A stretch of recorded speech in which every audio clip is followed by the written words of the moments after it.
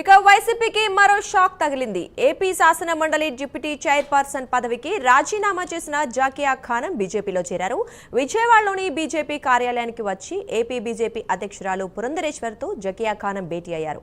ఆమెకు కాషాయ కండువా కప్పి పురంధరేశ్వరి పార్టీలోకి ఆహ్వానించారు. అంతకుముందు తన ఎమ్మెల్సీ పదవికి రాజీనామా చేస్తూ మండలి చైర్మన్ కు జాకియా ఖానం లేఖ రాశారు. ఈ లేఖను వ్యక్తిగత సిబ్బంది ద్వారా మండలి చైర్మన్ కు ఆమె పంపారు. ఇప్పటి వరకు జాకియా ఖానంతో కలిపి 6 ఎమ్మెల్సీలు పార్టీకి రాజీనామా చేశారు.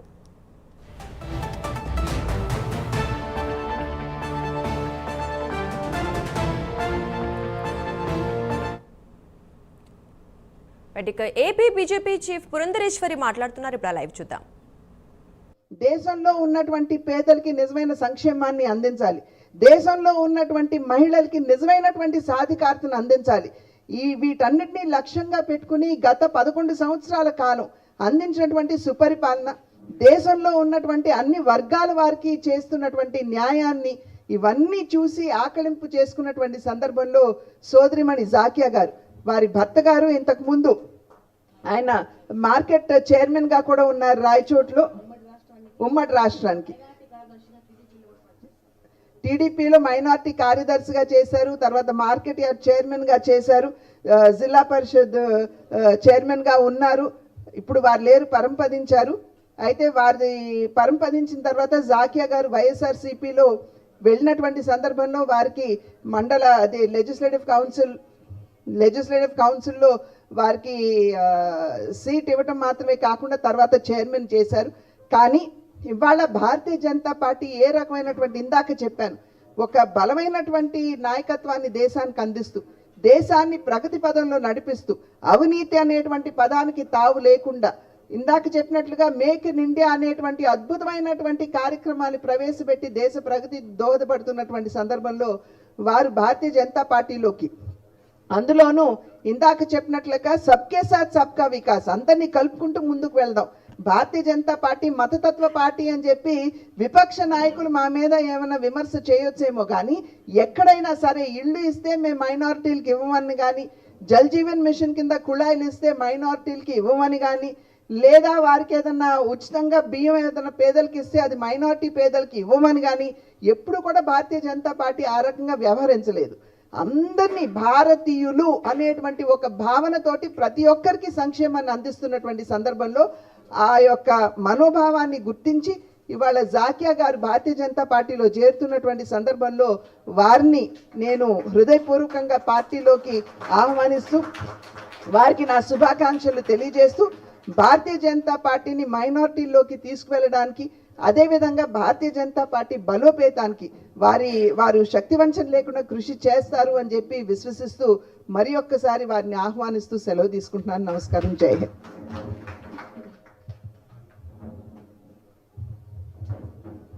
మంత్రి వర్యులు సత్యకుమార్ గారిని మాట్లాడారు.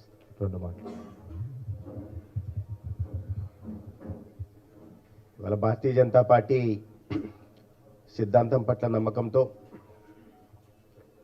నరేంద్ర మోడీ గారి సమర్థ నాయకత్వం పట్ల విశ్వాసంతో బీజేపీ కుటుంబంలోకి చేరుతున్న సోదరి శాసన మండలి ఉపాధ్యక్షురాలు శ్రీమతి మయానా జకియా ఖానం గారిని పార్టీలోకి సాదరంగా ఆహ్వానిస్తున్నాను. వారు భారతీయ జనతా పార్టీలోకి చేయడం వల్ల ఇవాళ దేశంలో మైనారిటీల పట్ల నరేంద్ర మోడీ గారి ప్రభుత్వం అవలంబిస్తున్న విధానాలు ఏ విధంగా అనే విషయాన్ని సమాజానికి అర్థమవుతుంది. వారి భర్త దివంగత అఫ్జల్ అలీ ఖాన్ గారు కడప జిల్లాలో చాలా అందరికీ పరిచయం ఉన్న వ్యక్తి. కొన్ని దశాబ్దాలుగా వారు రాయచోటి ప్రాంతంలో సామాజిక సేవా కార్యక్రమాలు నిర్వహిస్తూ అందరికీ, అంటే మతాలకు అతీతంగా, కులాలకు అతీతంగా ఒక నాయకుడిగా ఎదిగిన వారు సుదీర్ఘ కాలం పాటు ఇక వైసీపీకి మరో షాక్ తగిలింది. ఏపీ శాసన మండలి డిప్యూటీ చైర్పర్సన్ పదవికి రాజీనామా చేసిన జాకియా ఖాన్ బీజేపీలో చేరారు. ఇక ఇప్పుడే ఆ విజువల్స్ కూడా మనం చూసాం. ఇక ఈ విషయం గురించి మరింత సమాచారం మా కరెస్పాండెంట్ రాజ్ కుమార్ లైవ్ లో అందిస్తారు. రాజ్ కుమార్, చెప్పండి, బీజేపీలో చేరడానికి మరి జాకియా ఖాన్ ఎందుకు ఈ నిర్ణయం తీసుకున్నారు? దానికి కారణం ఏమైనా చెప్పారా?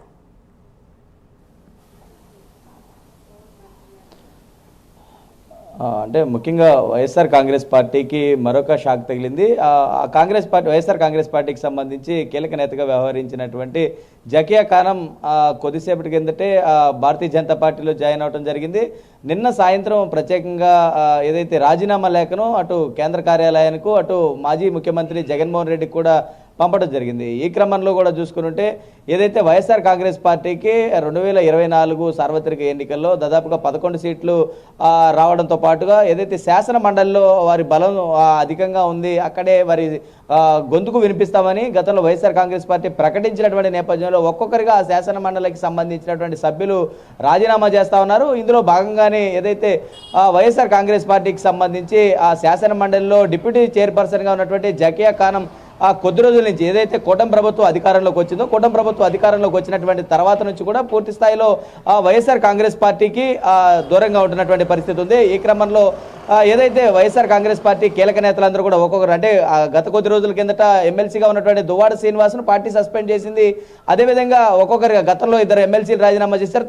తాజాగా శాసన మండలి ఉపసభాపతిగా ఉన్నటువంటి జాకియా ఖానం వైఎస్ఆర్ కాంగ్రెస్ పార్టీకి రాజీనామా చేయడం ఒక పెద్ద షాక్ అని చెప్పాలి. ఎందుకంటే మైనారిటీలకు సంబంధించి కీలక నేతగా ఆవిడ వ్యవహరించారు. గవర్నర్ కోట ఎమ్మెల్సీగా ఆవిడ ఎన్నికైనటువంటి పరిస్థితి ఉంది. ఈ క్రమంలో జాకియా ఖానం రాజీనామాని వైఎస్ఆర్ కాంగ్రెస్ పార్టీ సీరియస్గానే తీసుకుంది. ఎందుకంటే ఒక సీనియర్ మైనారిటీ లీడర్ వెళ్ళిపోవడంతో అటు జగన్ అండ్ కో ఇప్పటికే అలర్ట్ అయింది. ఆ పార్టీకి సంబంధించినటువంటి ముఖ్య నేతలతో ప్రత్యేకంగా సమావేశం కూడా నిర్వహించాలని మాజీ సీఎం జగన్మోహన్ రెడ్డి భావించినట్లు కూడా తెలుస్తుంది. తాజా పరిణామాలు, రాజకీయ పరిస్థితులు అన్నీ కూడా దృష్టిలో పెట్టుకుని ఏదైతే రాబోయే రోజుల్లో ఇప్పటికీ ఈ పంచాయతీ అదేవిధంగా కార్పొరేషన్ ఎన్నికలు కూడా రాబోతున్నాయి కాబట్టి అన్ని వర్గాలను ఆకట్టుకునేటువంటి విధంగా వైఎస్ఆర్ కాంగ్రెస్ పార్టీ ముందుకు వెళ్లాల్సినటువంటి అవసరం ఉంది. తాజాగా దీనికి సంబంధించి కూడా శాసన మండలి ఉపసభాపతిగా జాకియా ఖానం రాజీనామా అటు వైఎస్ఆర్ కాంగ్రెస్ పార్టీని ఆ పార్టీలో ఉన్నటువంటి సీనియర్ నేతలను కూడా కలవరబెడుతుంది. ఎందుకంటే ఎన్నికల తర్వాత కూడా పూర్తి స్థాయిలో వైఎస్ఆర్ కాంగ్రెస్ పార్టీకి ఒక్కొక్కరిగా రాజీనామా చేస్తున్నారు. సీనియర్ నేతలందరూ కూడా పార్టీకి దూరం అవుతున్నారు. కాబట్టి